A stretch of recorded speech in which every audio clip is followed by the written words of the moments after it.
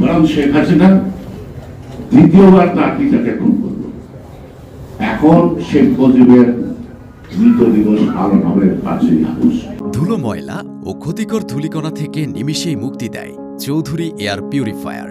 এর শক্তিশালী সাকশন ঘরের কোনায় কোনায় লুকিয়ে থাকা সকল ধুলা টেনে ফিল্টার করে এবং বের করে আনে নির্মল ও স্বাস্থ্যকর হাওয়া। তাই না? যে পৃথিবীটা তার প্রতি ছিল সাধারণ মানুষের, কিন্তু শেখ হাসিনা ধীরে ধীরে শেখ মুজিবকে একটা সেকেন্ড টাইম ফিনিশ করে দিল। সুতরাং সে কথা বলতে তার কথায় আবার কান দিতে হবে কেন? ষড়যন্ত্র চলমান। আমরা এতদিন ষড়যন্ত্র দেখছি, বিদেশিদের শক্তি নিয়ে শেখ হাসিনা বাংলাদেশকে মৌলবাদী বানানোর চেষ্টা, নাটকের মাধ্যমে ছবি ধরা, ক্রস ফায়ারে দেওয়া, সারা বিশ্বকে বন্ধ করে দিচ্ছে। কিন্তু আস্তে আস্তে মানবাধিকার সংস্থা, প্রবাসীরা এটাকে কথা বলতে বলতে তাদের দৃষ্টি শক্তি ফিরে আনছে যে বাংলাদেশ জঙ্গিবাদী দল না। বাংলাদেশের সকল ধর্মের লোক ধর্মপ্রিয়, বাট তারা এক্সট্রিম না, কেউ না। এটা সত্য সমতল ভূমির মানুষ। আমরা যতটুকু সুখে শান্তিতে আছি, অতটুকু সুখ শান্তিতে অনেক দেশ নাই।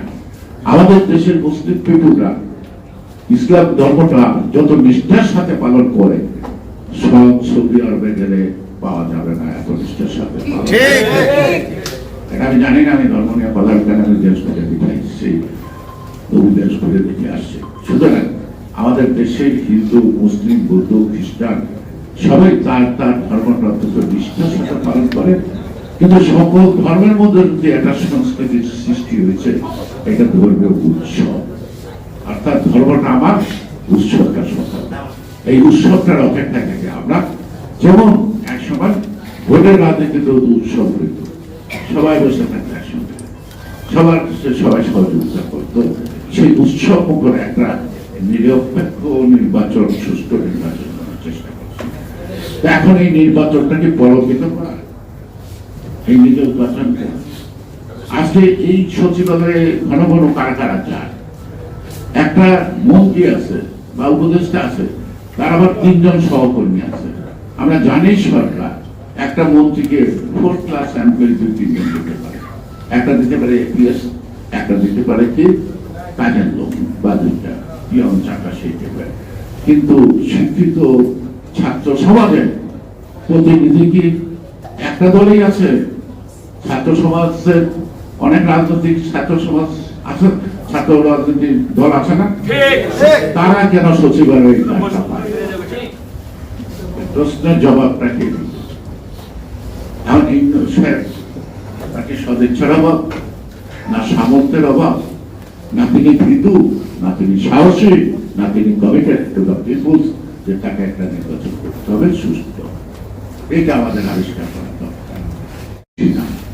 আর এই সরকার যা চায় তারা নিজেরা বোঝে কিনা তাও বুঝতেছি না। অর্থাৎ আমরা এখন অদৃশ্য শক্তির বিরুদ্ধে লড়াই করছি। আমরা প্রতি রাত্রিতে গ্রাম অঞ্চলে যখন পথ হাঁটি, তখন ভূতের ভাব, শয়তানের একটা ভয়ভীতি কাজ করে না? হাতে হাতে দৌড়াদৌড়ি করে, কবল বা কোন চিন্তা সামনে গেল তখন জোরে জোরে গান গায়, কেউ ডাকাডাকি করে ওই ভয়টা থেকে উঠানোর জন্য। আমাদের অবস্থা হচ্ছে এইরকম, আমরা এমন একটা অচেনা ভূতের ভয়ের মধ্যে দিন কাটাচ্ছি।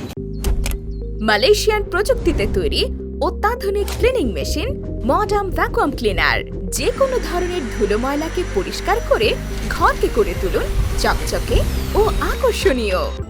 Modem, brand of luxury. জনগণে আসক্ত আছে।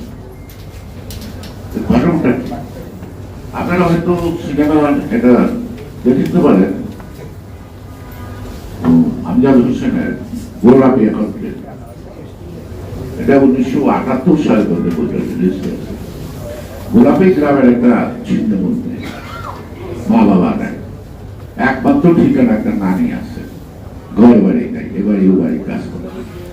তারপরে গোলাপি একটু বড় হতে থাকে, দুর্ভাগ্য সুন্দর, তখন এবারে ও বাড়ির লোকরা নানা কথা বলে বাসে বসে ট্রেনে ট্রেনে নানিয়ে আনো নাতনি ভিক্ষা করে, এক গ্রামের মাতব ওদের চোখ পড়ে, তখন মাতব ওরা সবাই গোলাপিকে নিয়ে গলি থেকে বসে তার বিচার করবো, মানে আমাদের তুলার মেয়ে ইত্যাদি ইত্যাদি।